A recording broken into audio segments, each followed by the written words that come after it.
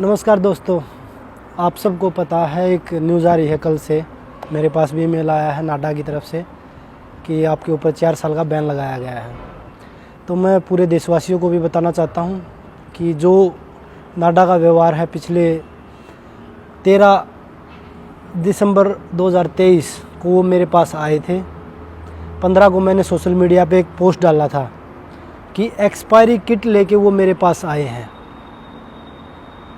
लेकिन मैंने उसके जो एक्सपायरी किट का जो पूरा मुद्दा था उसके ऊपर मैंने एक पूरा वीडियो बनाया। उसमें मैंने पूरी किट दिखाई कि ये किट किस दिन एक्सपायरी हुई है।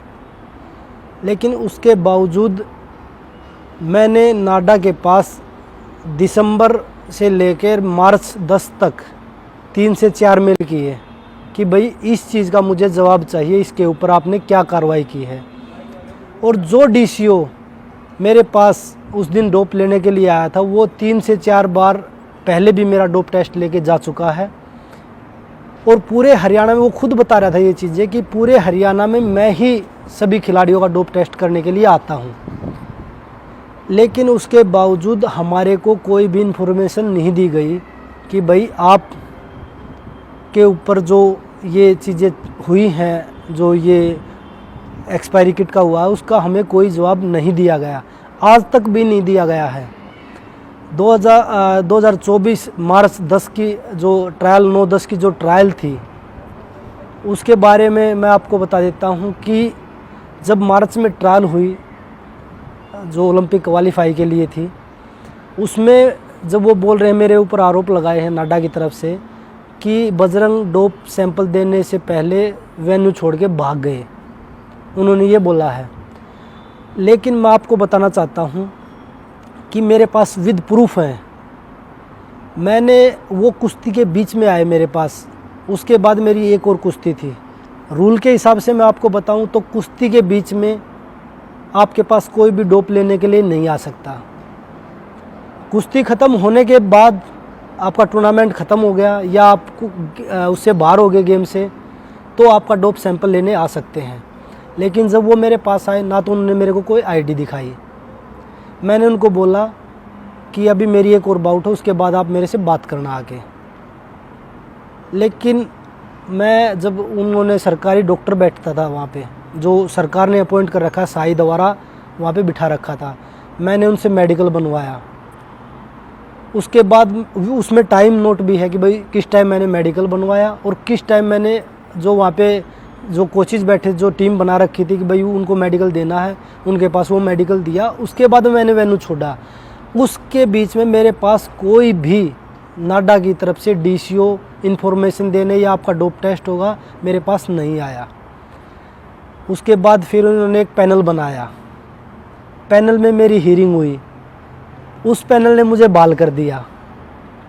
उसके बाद दोबारा से 1-2 महीने बाल करने के बाद दोबारा से फिर एक और पैनल बनाया गया, मुझे फिर सस्पेंड कर दिया गया।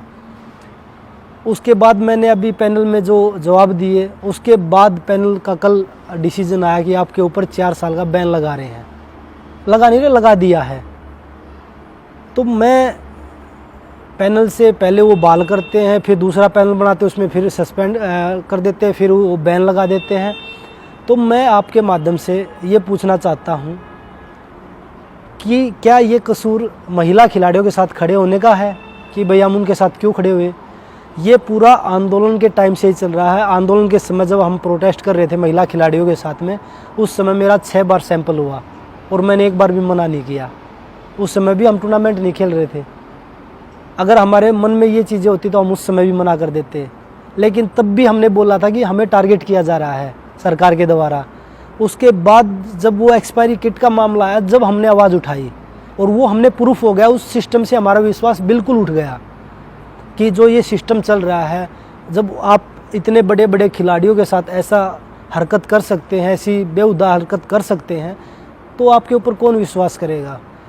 जो आप ब्लड सैंपल की जो किट लेके आए थे, जो इंजेक्शन, अगर मैं मेडिकली बोलूँ, जो इंजेक्शन आप एक्सपायरी हो रहे हैं वो मेडिकल हिसाब से भी हम नहीं लगा सकते। टेस्ट लेने की तो दूर की बात है, डोप को हटा दें तो मेडिकल सिस्टम में भी अगर कोई एक्सपायरी किट है तो उसको हम यूज़ नहीं कर सकते। आप तो उसमें खिलाड़ियों का सैंपल लेने आए हैं, उस सैंपल के अंदर हमारी पूरी लाइफ, गेम की पूरी लाइफ रहती है। अगर कोई खिलाड़ी सैंपल में आता है तो उसका पूरा करियर ख़राब हो जाता है।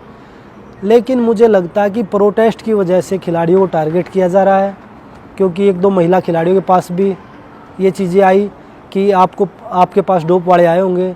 आपको एक चीज़ और बता देता हूँ, जब डोप वाले आते हैं तो हमें खुद पता नहीं होता कि आज हमारे पास डोप वाले आएंगे, लेकिन जो बृजभूषण के जो लोग थे उनको ये चीज़ें पता रहती हैं कि आज आपके पास डोप वाले आए हैं।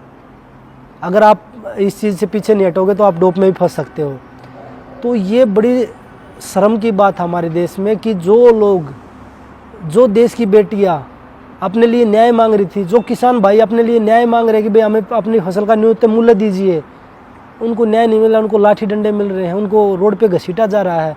और उसके बाद हमें डरा धमका के, सरकार ये चाह रही है कि हम डरा के धमका के हम इन लोगों को पीछे कर देंगे। तो हम ना तो डरेंगे ना हम झुकेंगे। जो सच्चाई की लड़ाई है वो लड़ते रहेंगे, पहले भी लड़ रहे थे, आज भी लड़ रहे हैं और आगे भी लड़ते रहेंगे।